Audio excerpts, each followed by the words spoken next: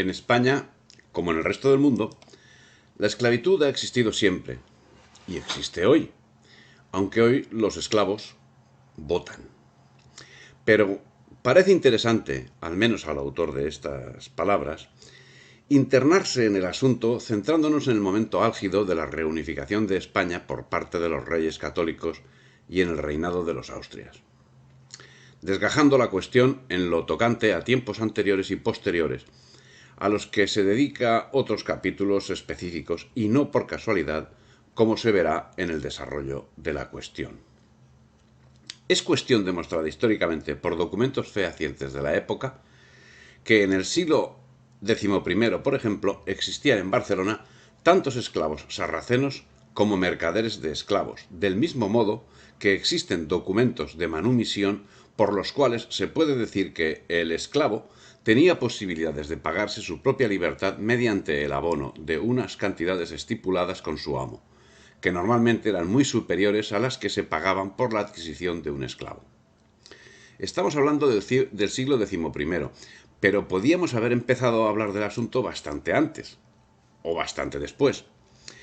Valgan estos apuntes para señalar que ese mercado de esclavos de Barcelona, como el de Sevilla, Lisboa o Cádiz, por ejemplo, se desarrolló de una forma muy especial en el siglo XIV, tiempo en que todos estos puertos desarrollaron su comercio con el norte africano, con el que intercambiaban todo tipo de productos y, naturalmente, de esclavos. Tan es así que se generó una legislación específica que impedía el comercio de esclavos de origen griego. Si bien el conflicto por los esclavos de este origen permaneció vigente,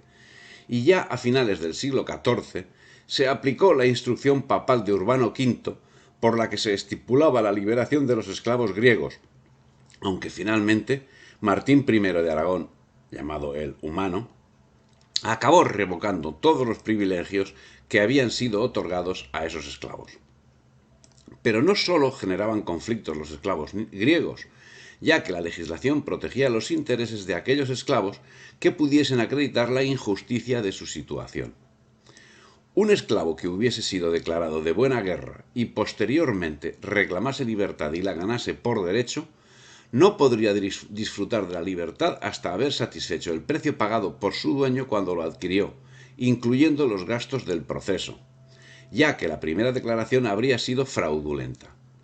Si no podía hacer frente al pago, debería servir a su propietario durante un tiempo arbitrado por el baile o por los prohombres elegidos por el consejo de la ciudad, e incluso podría ser vendido por su dueño a terceros siempre y cuando quedase garantizada su libertad una vez expirado el periodo de servicio. Los conflictos generados en Barcelona como consecuencia del mantenimiento de estos esclavos llegaron al enfrentamiento entre las autoridades civiles y el obispo de turno, destacando el enfrentamiento que en 1400 tuvo lugar entre el obispo Ramón Escales y el consistorio, que acabó llamando a la orden al obispo, que hizo caso omiso, lo que llevó a una espiral de enfrentamientos que acabó con la ejecución de un esclavo griego que había buscado refugio en el entorno del obispo. Ya en el siglo XV, en 1424, Barcelona contaba con una población esclava de entre 3.000 y 5.000 individuos, sobre una demografía total que se movía entre los 35.000 y los 40.000 habitantes. Estamos hablando del 10% de la población de Barcelona. De Barcelona, sí. Pero nos sirve de ejemplo que podemos extrapolar al menos a otros puertos como los citados, y debemos tener en cuenta que esta situación era consecuencia de otras actuaciones anteriores, como puede ser la negativa de los jornaleros libres a emplearse en determinadas actuaciones por las más variadas circunstancias, como sea la mala remuneración, los abusos de contratadores, etc. ¿Y qué procedencia tenían esos esclavos? Por las circunstancias del momento se puede inferir que los esclavos sarracenos, existiendo, no constituían la totalidad de la fuerza esclava. Debemos considerar que en estos momentos la presencia musulmana se circunscribía al reino de Granada, que pagaba parias al reino de Castilla, y en esa situación las grandes compañías militares, principales suministradoras de mano de obra esclava, habían dejado de existir, por lo que un alto porcentaje de los esclavos procedía del oriente mediterráneo. Es probable que las bailías de Valencia y Barcelona acometieran un doble papel como centros de expedición de certificados de buena guerra en la Corona de Aragón, mientras que Barcelona, por su situación geográfica, tendría más fácil acceso a los esclavos que procedían del Mediterráneo oriental y central, redistribuyéndolos luego a otros puertos ibéricos o baleáricos. Valencia, por las mismas razones, dispondría de una mayor capacidad de absorción de esclavos sarracenos, ibéricos y magrebíes primero, y negros subsaharianos después, especialmente desde la década de 1470. En este primer cuarto del siglo XV ya llevaba Portugal décadas dedicando sus esfuerzos para llegar al extremo oriente fuera del control de los turcos. A punto de entrar en el siglo XV, en 1400, las expediciones marítimas portuguesas que se estaban impulsando tras haber acabado con su parte de reconquista peninsular no iban más allá del Cabo de No, que se sentía como el fin del mundo. El infante don Enrique de Portugal, que pretendía llegar a la India, lo sobrepasó y llegó hasta el que acabó denominándose Cabo de Bojador, por lo mucho que debían bogar para no acabar en las escolleras, no atreviéndose a adentrarse en el mar. En este mismo tiempo, en 1400, Juan de Betancourt conquistó para la Castilla de Enrique III las Islas Canarias. Conquistó El Hierro, Fuerteventura y Lanzarote. Y en 1407 el sobrino de Juan de Betancourt, Maciot Betancourt, conquistó La Gomera al servicio de Juan II, aunque posteriormente vendió sus derechos de conquista a Portugal. En estos tiempos se sacaban esclavos canarios, que eran enviados a Sevilla. En 1424, Alfonso V de Portugal atacó las islas y en 1450 hizo una nueva incursión. En 1452, 2 años después, se reclamó a Portugal por estas actuaciones. El 4 de septiembre de 1479 se firma la Paz de Alcazobas. Con ella acabaron las pretensiones portuguesas sobre las Islas Canarias, en las que la protección personal de la reina Isabel declaraba que los canarios no podían ser reducidos a esclavitud. Pero si Portugal abandonaba sus pretensiones sobre las Islas Canarias, Castilla hacía lo propio sobre la costa africana, reconociendo el monopolio portugués sobre el tráfico de Guinea, siendo que en este tiempo las naves portuguesas habían avanzado considerablemente en la exploración de la costa atlántica. En 1434 llegaron hasta Cabo Blanco. En 1444 cautivaron un número importante de africanos que fue enviado a la península y allí repartido. Y 2 años después, en el 46, descubrieron Guinea, Cabo Verde y Azores. Pero si por el Atlántico iba avanzando la cristiandad, por el Mediterráneo iba retrocediendo, siendo que en el año 1453 caía Constantinopla, la esplendorosa capital del Imperio Romano de Oriente, en poder de los turcos. Este tremendo hecho tuvo como consecuencia económica y comercial el cese del tráfico de esclavos procedente del Oriente, que se cerraba para muchas cosas, y específicamente para las expectativas comerciales de la Europa cristiana. Con esas circunstancias apremiantes, Juan II de Portugal tenía la obstinación de llegar a la India como alternativa a los flujos comerciales que con las actividades de los turcos ya venían sufriendo restricciones, para lo cual, como paso previo en su viaje a Oriente y como base de aprovisionamiento, comenzó tomando posesión de Guinea el año 1481. Por el Tratado de Alcazobas, Portugal se reservaba el derecho de navegación a partir del Cabo Bojador, y la Corona de Castilla efectuaba ataques al enemigo secular en las costas de Berbería, donde estos hostigamientos, que en principio pudieron servir como paso previo para terminar la reconquista con la incorporación de la Hispania tingitana, se quedaron en ser la principal fuente de esclavos y como consecuencia del descubrimiento de América se quedaría en eso. Como consecuencia del Tratado de Alcazobas citado, fue construida una fortaleza en la costa africana, Santa Cruz de la Mar Pequeña, a partir de la cual debía gestionarse el comercio castellano con África. El reconocimiento internacional al Tratado de Alcazobas sería sancionado por la bula papal intercaetera en 1493, momento en el que Portugal da comienzo a la construcción de fortalezas y depósitos de esclavos en la costa africana, cuya posesión queda nuevamente ratificada el 7 de junio del 94 con la firma del Tratado de Tordesillas, por el que Castilla y Portugal se repartían las zonas de descubrimiento y conquista, quedando África y todo lo comprendido hasta 370 leguas al oeste de Cabo Verde bajo la dependencia de Portugal. Este hecho dio lugar a que la corona portuguesa pudiese construir un monopolio sobre la trata de esclavos del que haría uso librando las correspondientes licencias a los traficantes.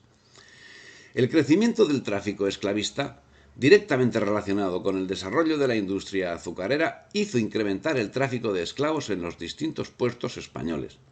aspecto que se vio favorecido por las necesidades de atraer nueva población para cubrir las bajas producidas por la peste que se padeció en el último cuarto del siglo XV. Entre 1479 y 1516, Sevilla absorbió nada menos que 3.173 esclavos, que Málaga hizo lo propio con otros 3.576 entre 1489 y 1538, y Valencia, el paradigma por excelencia, superó los 7 millares en tan solo 28 años. Y todas estas cifras, frente a los 1.237 esclavos y libertos, o 1.101 cautivos, si se prefiere, de la Barcelona de 1479 a 1516. Pero el desarrollo del tráfico esclavista aportaría una nueva percepción de la imagen del esclavo que a lo largo de las siguientes décadas recaería principalmente en personas de raza negra. El 8 de abril de 1483, la notaría de Joan Mateu registró por vez primera la venta de un esclavo guineano procedente de la trata atlántica, vendido por el tarraconense de Reus, Lluís Cerdà, y Joan Ferrer de Busquets, mercader de Barcelona, quien desembolsó las 34 libras en las que fuera valorado. Y Joan, que se llamaba así el esclavo, y tenía 22 años de edad. La nueva situación que presentaba el abandono del Mediterráneo oriental con la caída de Constantinopla, unido a la definitiva toma del Reino de Granada por parte de los reyes católicos y la actividad portuguesa en África, son los responsables de la imagen de esclavo que ha llegado al imaginario colectivo en nuestros días, cuando al escuchar el adjetivo de esclavo inmediatamente pensamos en una persona de color negro. Pero es evidente que ese pensamiento es erróneo. Ciertamente, a partir de este momento, el número de personas negras que atravesó el océano para servir como esclavos es alarmantemente elevado. Pero no serán las únicas personas esclavizadas, ni el trato será igual en todas partes. Tan es así que si en 1483 se tiene el primer registro de un guineano esclavo en Barcelona, también es cierto que antes de finalizar el siglo existía un buen número de esclavos negros manumitidos. Estamos hablando de 17 años. De la esclavización del mundo árabe hablamos en otro capítulo. Y de la esclavización de ingleses e irlandeses por parte de la corona británica también hablaremos en otro capítulo. Lo que resulta evidente es que el desarrollo del comercio, base principal que figura en el argumentario británico para la creación de su imperio, fue en sí el motivo principal del masivo transporte de seres humanos de un lado a otro del Atlántico en los siglos XVIII y XIX. Si bien la responsabilidad de ese mercado es general y gradual, habrá que determinar qué grado de responsabilidad tiene cada quien. Habrá que determinar quién, cuándo y cómo impuso como derecho cuasi humano el del libre comercio, y quién, basándose en las leyes del mercado, sacó absolutamente de contexto la trata que, con todas las condenas que se quiera y que se merece, se mantuvo durante siglos en unos niveles de microeconomía en los que, además, los esclavos no perdían su esperanza de libertad, que con frecuencia alcanzaban tanto en la Roma imperial como en las Españas.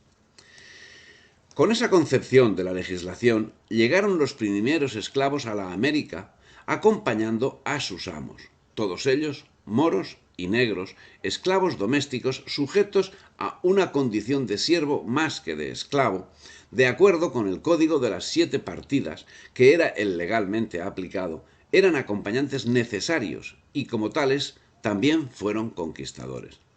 Y no es extraño que en esos momentos hubiese esclavos moros cuando la guerra para la reconquista de Granada estaba en pleno desarrollo, lo que inexcusablemente ocasionaba crecimiento en la población esclava por ambas partes, ya que ambas partes utilizaban los mismos métodos al respecto.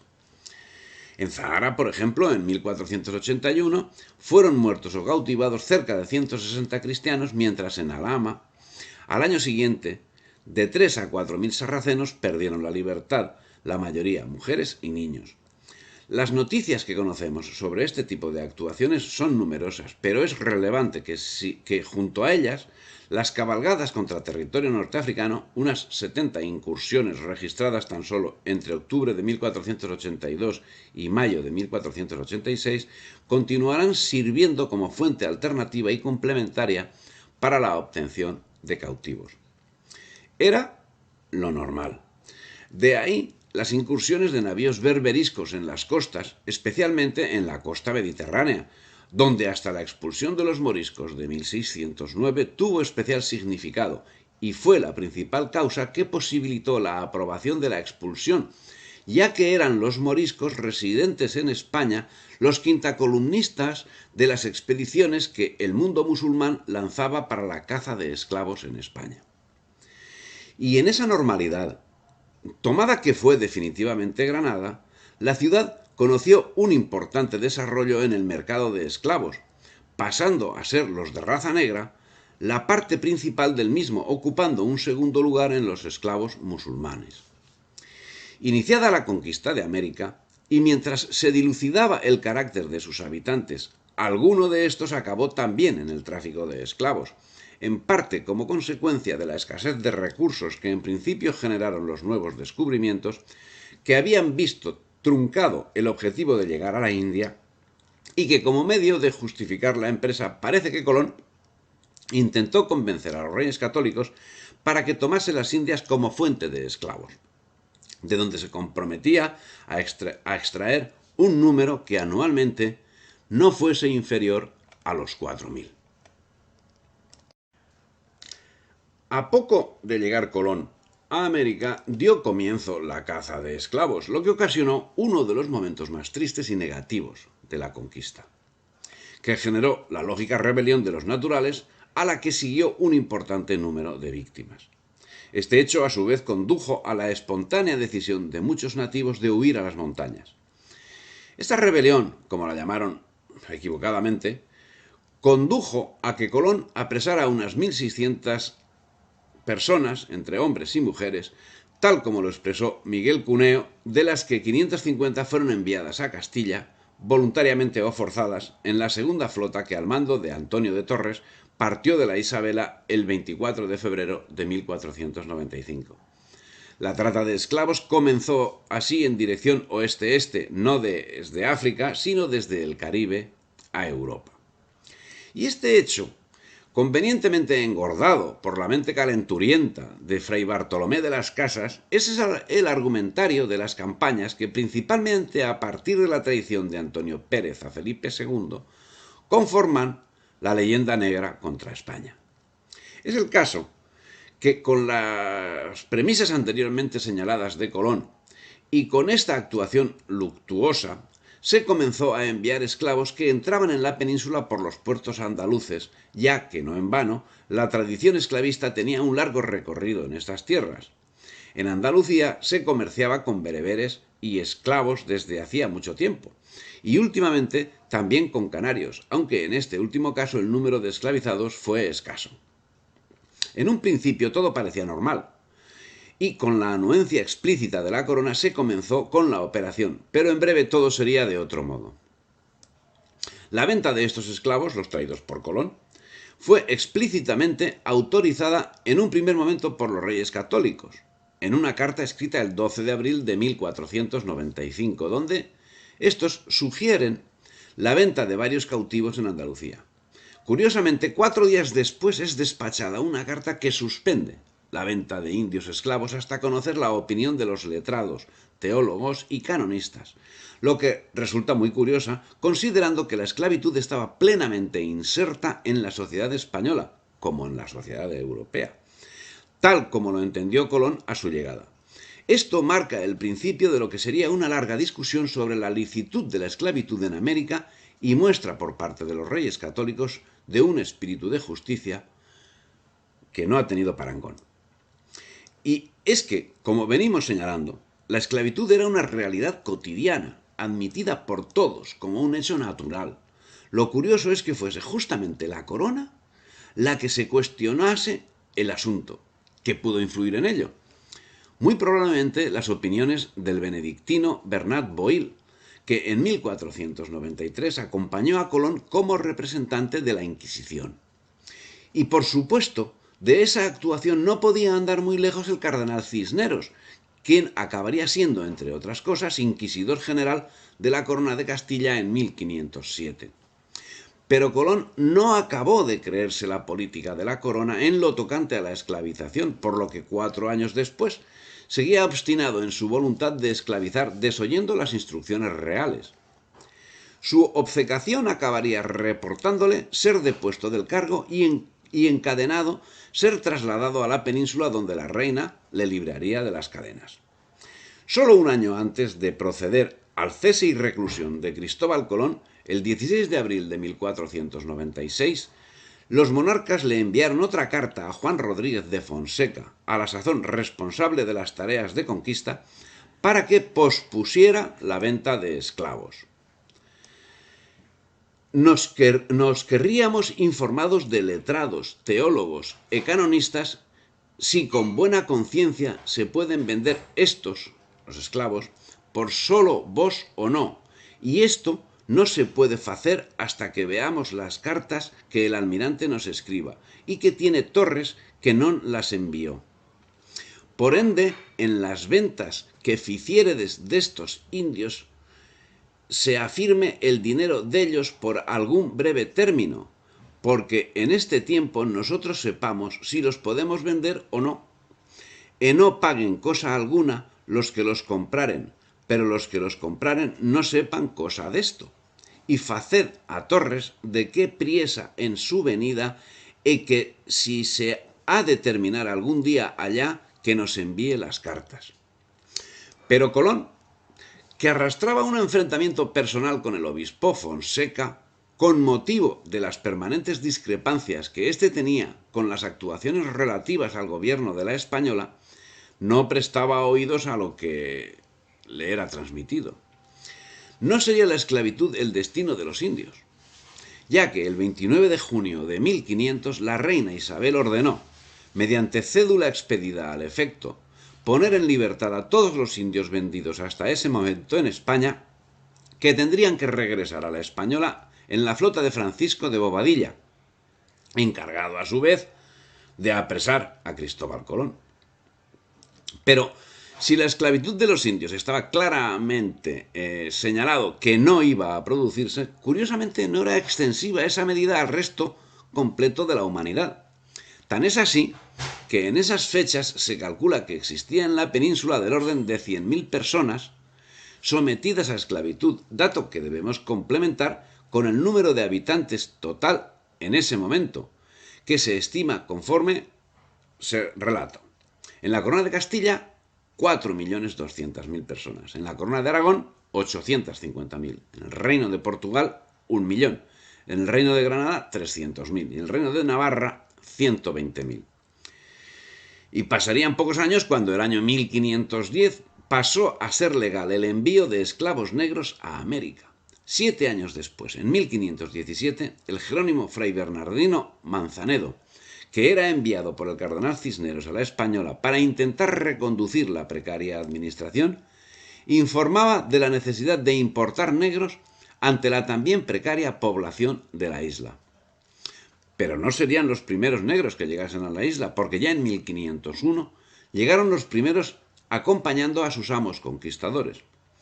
Los negros esclavos fueron casi siempre compañeros de aventuras de los descubridores y conquistadores, por ejemplo, de Obando, de Cortés, de Pizarro, de Núñez Cabeza de Vaca, etc., desempeñando a veces funciones muy relevantes. En las instrucciones dadas en 1501 por los reyes católicos al gobernador Nicolás Obando, se prohibía el paso a las Indias de judíos y de moros, pero se autorizaba el ingreso de negros esclavos con tal de que fuesen nacidos en poder de cristianos. No eran solo los conquistadores quienes atravesaban el océano acompañados de esclavos. Los funcionarios, tanto los reales como los eclesiásticos, también iban, en muchas ocasiones, acompañados de esclavos, como es el caso de Pedro Antonio de Arenaza y Gárate, inquisidor que fue de Lima entre 1744 y 1751. Permisos para pasar a las Indias con un número de esclavos que fluctuaba entre 3 y 8 se les dio a casi todos los funcionarios nombrados por el Consejo de Indias en el siglo XVI.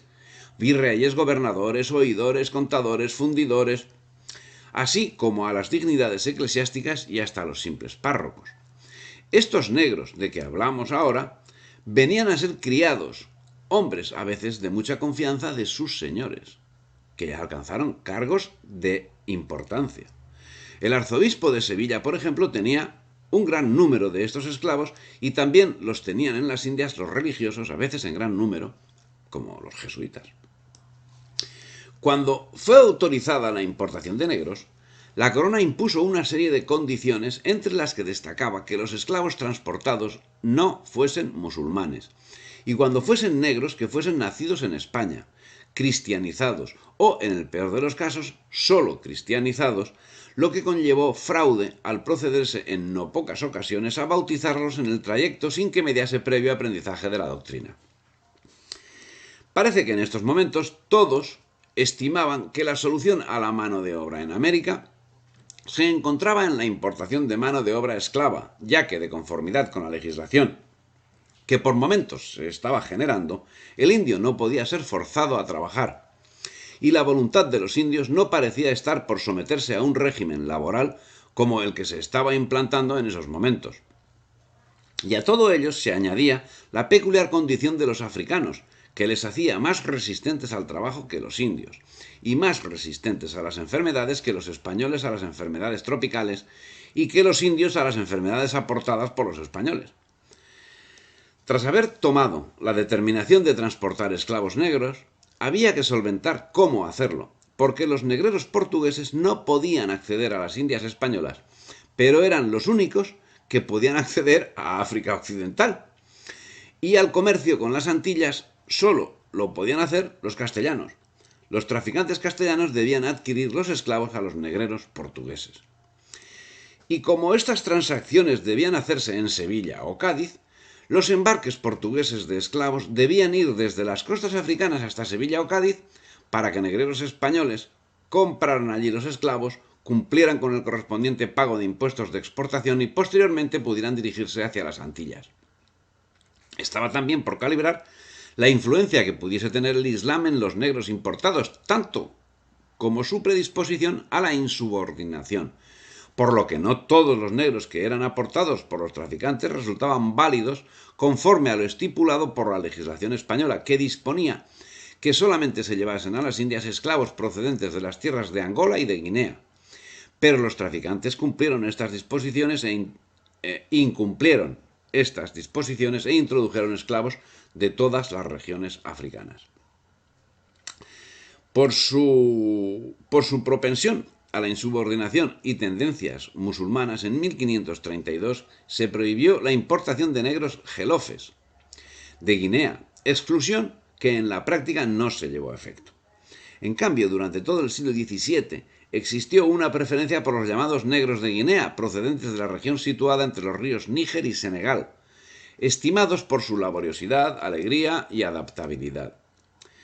Bien, salvo ese escollo, el tráfico se desarrollaría no solo atendiendo la demanda existente, sino creando la necesidad de la misma, lo que acarreó además la subida de su precio. En 1540, el precio de un esclavo estuvo regulado por la corona en 140 pesos para la Nueva Granada y Popayán, y en 1564 un navío negrero llegado a Cartagena los vendió a razón de 162 pesos. Por ese entonces el cabildo de la ciudad había tasado la botija de manteca de puerco en 1,5 pesos. En 1618 un negro valía 180 pesos y el arancel eclesiástico para los vecinos de Cartagena establecía el estipendio de 2 pesos por el entierro de un esclavo. De 1631 a 1637 encontramos los siguientes precios: 222, 390, 332 pesos por esclavo y 328, 330 pesos por muleques y mulequillos, una madre con su cría 255 pesos y una esclava bozal loca 60. El valor de un vestido en estos años para un negro era de 4 pesos y el gobernador de Cartagena cobraba un sueldo anual de 2.000 pesos. Si el negro hablaba español y tenía un oficio, subía su precio hasta los 1.000 pesos. Por lo general, el precio de la mujer era un tercio superior a la del varón. Esta situación se daba 31 años después de la fundación de Cartagena de Indias, momento desde el que se convirtió en puerto receptor de esclavos africanos, generando un volumen de negocio de envergadura, animado por el desarrollo de la minería, que requería el aporte de esta mano de obra esclava. Un volumen de negocio que se manifestaba en todos los órdenes, propiciando un rápido crecimiento de la ciudad, donde pronto llegaron las órdenes religiosas para atender las necesidades tanto de la propia ciudad como de las gentes en tránsito, y entre ellas, naturalmente, la población esclava, con la que desarrollaron una encomiable labor humanitaria. Este arribo de las órdenes religiosas provocó a su vez un nuevo impulso en el desarrollo urbanístico de la ciudad, con la construcción de diversas edificaciones destinadas al uso de las órdenes y para la atención de los diversos servicios humanitarios que prestaban. Y a su vez, este crecimiento urbanístico y poblacional generó un espectacular crecimiento económico que dio lugar a la construcción de nuevos edificios, tanto de negocio como administrativos y consiguientemente de defensa, siendo que ese desarrollo que resultaba evidente, además de reclamar la mano de obra que llegaba no solo en forma de esclavos africanos, sino de trabajadores libres especializados, se veía amenazada por las potencias extranjeras, muy en concreto por sus armadas de piratas, que a la par de transportar esclavos amenazaban la seguridad de la ciudad. Pero el arribo de esta mercancía humana tuvo un precedente anterior en América. La corona portuguesa, que como hemos señalado tenía el monopolio de África, había transportado trabajadores esclavos negros a Brasil. La importación de esclavos africanos a Brasil fue autorizada, según parece, en 1549, aunque ya desde 1535 se les podía encontrar trabajando en las plantaciones de caña de azúcar de Sao Paulo, y en 1570 había miles de ellos empleados en los ingenios azucareros, según nos señala Leslie Vettel. No solo en Cartagena ocasionó el tráfico de esclavos el desarrollo urbanístico.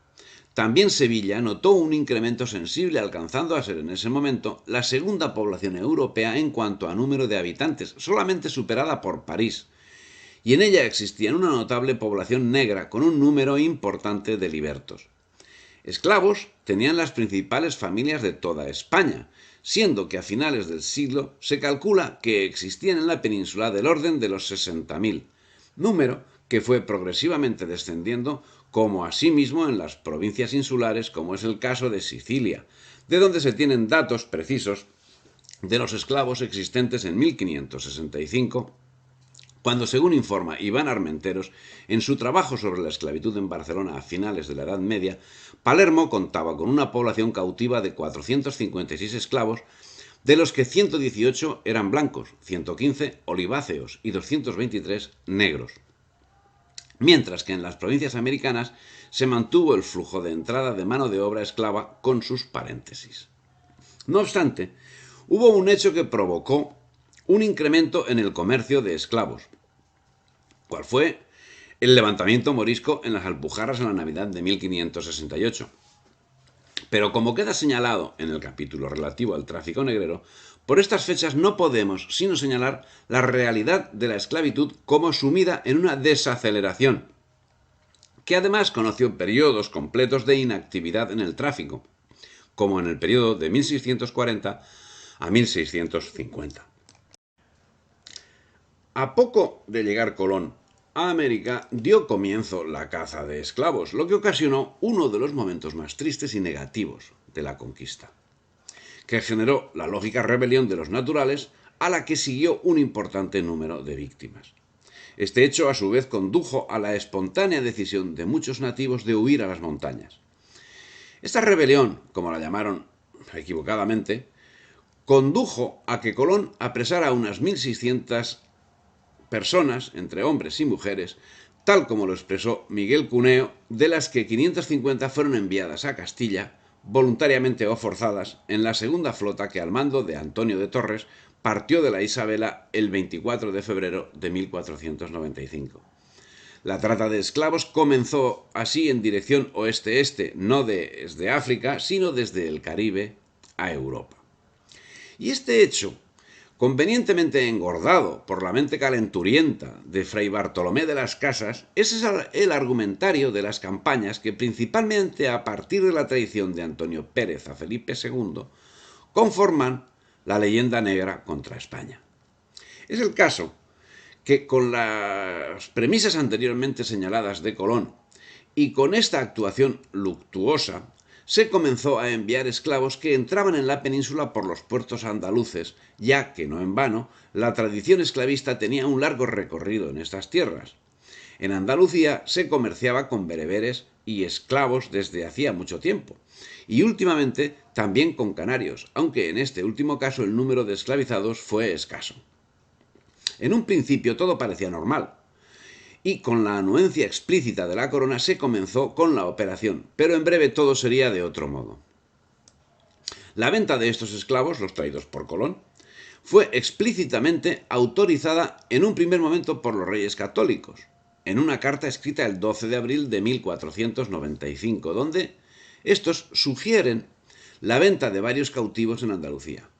Curiosamente, 4 días después es despachada una carta que suspende la venta de indios esclavos hasta conocer la opinión de los letrados, teólogos y canonistas, lo que resulta muy curiosa considerando que la esclavitud estaba plenamente inserta en la sociedad española, como en la sociedad europea,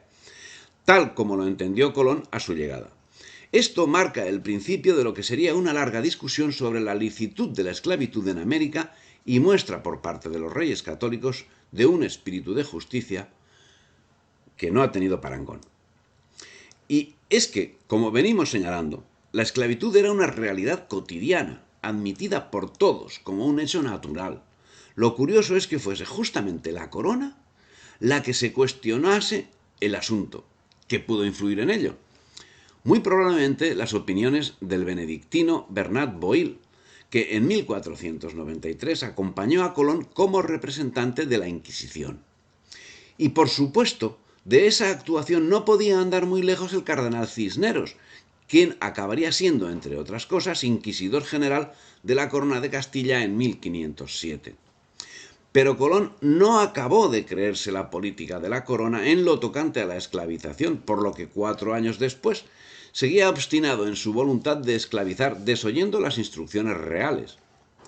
Su obcecación acabaría reportándole ser depuesto del cargo y encadenado, ser trasladado a la península donde la reina le libraría de las cadenas. Solo un año antes de proceder al cese y reclusión de Cristóbal Colón, el 16 de abril de 1496,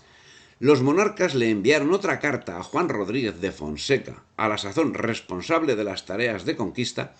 para que pospusiera la venta de esclavos. Nos querríamos informados de letrados, teólogos e canonistas si con buena conciencia se pueden vender estos, los esclavos, por solo vos o no, y esto no se puede facer hasta que veamos las cartas que el almirante nos escriba, y que tiene Torres que non las envió. Por ende, en las ventas que ficiéredes destos indios, se afirme el dinero dellos por algún breve término, porque en este tiempo nosotros sepamos si los podemos vender o no, e no paguen cosa alguna los que los compraren, pero los que los compraren no sepan cosa desto, y facer a Torres de qué priesa en su venida e que si se ha de terminar algún día allá, que nos envíe las cartas. Pero Colón,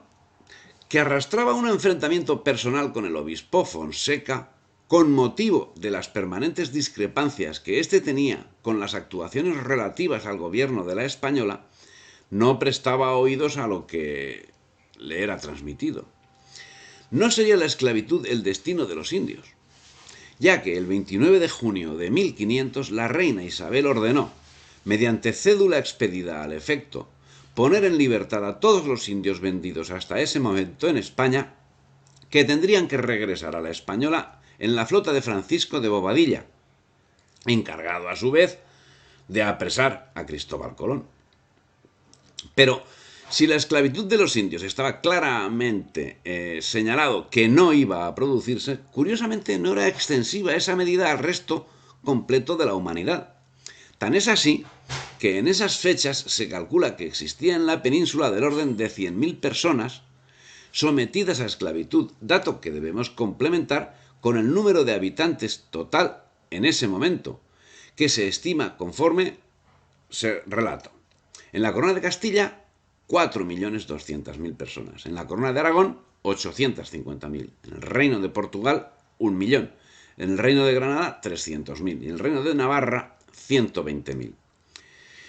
Y pasarían pocos años cuando el año 1510 pasó a ser legal el envío de esclavos negros a América. 7 años después, en 1517, el jerónimo fray Bernardino Manzanedo, que era enviado por el cardenal Cisneros a la Española para intentar reconducir la precaria administración, informaba de la necesidad de importar negros ante la también precaria población de la isla. Pero no serían los primeros negros que llegasen a la isla, porque ya en 1501 llegaron los primeros acompañando a sus amos conquistadores. Los negros esclavos fueron casi siempre compañeros de aventuras de los descubridores y conquistadores, por ejemplo, de Obando, de Cortés, de Pizarro, de Núñez Cabeza de Vaca, etc., desempeñando a veces funciones muy relevantes. En las instrucciones dadas en 1501 por los reyes católicos al gobernador Nicolás Obando, se prohibía el paso a las Indias de judíos y de moros, pero se autorizaba el ingreso de negros esclavos con tal de que fuesen nacidos en poder de cristianos. No eran solo los conquistadores quienes atravesaban el océano acompañados de esclavos. Los funcionarios, tanto los reales como los eclesiásticos, también iban, en muchas ocasiones, acompañados de esclavos, como es el caso de Pedro Antonio de Arenaza y Gárate, inquisidor que fue de Lima entre 1744 y 1751. Permisos para pasar a las Indias con un número de esclavos que fluctuaba entre 3 y 8 se les dio a casi todos los funcionarios nombrados por el Consejo de Indias en el siglo XVI. Virreyes, gobernadores, oidores, contadores, fundidores,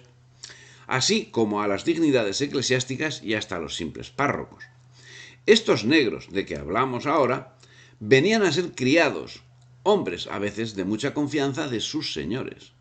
que ya alcanzaron cargos de importancia. El arzobispo de Sevilla, por ejemplo, tenía un gran número de estos esclavos y también los tenían en las Indias los religiosos, a veces en gran número, como los jesuitas. Cuando fue autorizada la importación de negros, la corona impuso una serie de condiciones, entre las que destacaba que los esclavos transportados no fuesen musulmanes, y cuando fuesen negros que fuesen nacidos en España,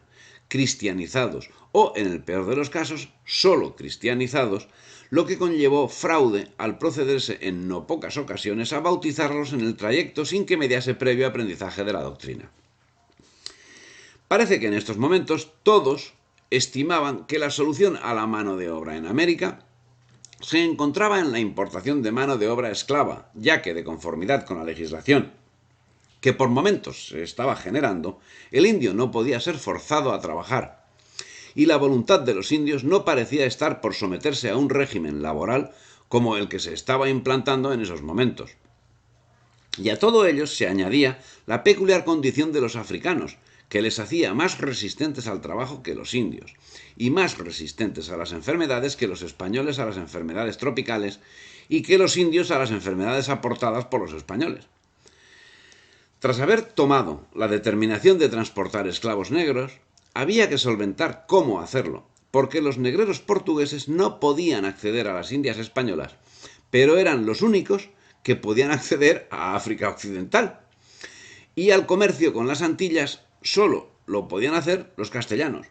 Los traficantes castellanos debían adquirir los esclavos a los negreros portugueses. Y como estas transacciones debían hacerse en Sevilla o Cádiz, Los embarques portugueses de esclavos debían ir desde las costas africanas hasta Sevilla o Cádiz para que negreros españoles compraran allí los esclavos, cumplieran con el correspondiente pago de impuestos de exportación y posteriormente pudieran dirigirse hacia las Antillas. Estaba también por calibrar la influencia que pudiese tener el Islam en los negros importados, tanto como su predisposición a la insubordinación,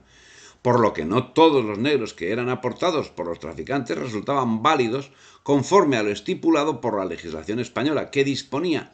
que solamente se llevasen a las Indias esclavos procedentes de las tierras de Angola y de Guinea. Pero los traficantes cumplieron estas disposiciones incumplieron estas disposiciones e introdujeron esclavos de todas las regiones africanas. Por su propensión a la insubordinación y tendencias musulmanas, en 1532 se prohibió la importación de negros gelofes de Guinea, exclusión que en la práctica no se llevó a efecto. En cambio, durante todo el siglo XVII existió una preferencia por los llamados negros de Guinea, procedentes de la región situada entre los ríos Níger y Senegal, estimados por su laboriosidad, alegría y adaptabilidad. Bien, salvo ese escollo, el tráfico se desarrollaría no solo atendiendo la demanda existente, sino creando la necesidad de la misma, lo que acarreó además la subida de su precio. En 1540, el precio de un esclavo estuvo regulado por la corona en 140 pesos para la Nueva Granada y Popayán, y en 1564 un navío negrero llegado a Cartagena los vendió a razón de 162 pesos. Por ese entonces el cabildo de la ciudad había tasado la botija de manteca de puerco en 1,5 pesos. En 1618 un negro valía 180 pesos y el arancel eclesiástico para los vecinos de Cartagena establecía el estipendio de 2 pesos por el entierro de un esclavo. De 1631 a 1637 encontramos los siguientes precios: 222, 390, 332 pesos por esclavo y 328, 330 pesos por muleques y mulequillos, una madre con su cría 255 pesos y una esclava bozal loca 60. El valor de un vestido en estos años para un negro era de 4 pesos y el gobernador de Cartagena cobraba un sueldo anual de 2.000 pesos. Si el negro hablaba español y tenía un oficio, subía su precio hasta los 1.000 pesos. Por lo general, el precio de la mujer era 1/3 superior a la del varón. Esta situación se daba 31 años después de la fundación de Cartagena de Indias, momento desde el que se convirtió en puerto receptor de esclavos africanos, generando un volumen de negocio de envergadura, animado por el desarrollo de la minería, que requería el aporte de esta mano de obra esclava. Un volumen de negocio que se manifestaba en todos los órdenes, propiciando un rápido crecimiento de la ciudad, donde pronto llegaron las órdenes religiosas para atender las necesidades tanto de la propia ciudad como de las gentes en tránsito, y entre ellas, naturalmente, la población esclava, con la que desarrollaron una encomiable labor humanitaria. Este arribo de las órdenes religiosas provocó a su vez un nuevo impulso en el desarrollo urbanístico de la ciudad, con la construcción de diversas edificaciones destinadas al uso de las órdenes y para la atención de los diversos servicios humanitarios que prestaban. Y a su vez, este crecimiento urbanístico y poblacional generó un espectacular crecimiento económico que dio lugar a la construcción de nuevos edificios, tanto de negocio como administrativos y consiguientemente de defensa, siendo que ese desarrollo que resultaba evidente, además de reclamar la mano de obra que llegaba no solo en forma de esclavos africanos, sino de trabajadores libres especializados, se veía amenazada por las potencias extranjeras, muy en concreto por sus armadas de piratas, que a la par de transportar esclavos amenazaban la seguridad de la ciudad. Pero el arribo de esta mercancía humana tuvo un precedente anterior en América. La corona portuguesa, que como hemos señalado tenía el monopolio de África, había transportado trabajadores esclavos negros a Brasil. La importación de esclavos africanos a Brasil fue autorizada, según parece, en 1549, aunque ya desde 1535 se les podía encontrar trabajando en las plantaciones de caña de azúcar de Sao Paulo, y en 1570 había miles de ellos empleados en los ingenios azucareros, según nos señala Leslie Vettel. No solo en Cartagena ocasionó el tráfico de esclavos el desarrollo urbanístico. También Sevilla notó un incremento sensible, alcanzando a ser en ese momento la segunda población europea en cuanto a número de habitantes, solamente superada por París. Y en ella existía una notable población negra con un número importante de libertos. Esclavos tenían las principales familias de toda España, siendo que a finales del siglo se calcula que existían en la península del orden de los 60.000, número que fue progresivamente descendiendo, como asimismo en las provincias insulares, como es el caso de Sicilia, de donde se tienen datos precisos de los esclavos existentes en 1565, cuando, según informa Iván Armenteros, en su trabajo sobre la esclavitud en Barcelona a finales de la Edad Media, Palermo contaba con una población cautiva de 456 esclavos, de los que 118 eran blancos, 115 oliváceos y 223 negros. Mientras que en las provincias americanas se mantuvo el flujo de entrada de mano de obra esclava con sus paréntesis. No obstante, hubo un hecho que provocó un incremento en el comercio de esclavos, cual fue el levantamiento morisco en las Alpujarras en la Navidad de 1568. Pero como queda señalado en el capítulo relativo al tráfico negrero, por estas fechas no podemos sino señalar la realidad de la esclavitud como sumida en una desaceleración, que además conoció periodos completos de inactividad en el tráfico, como en el periodo de 1640 a 1650.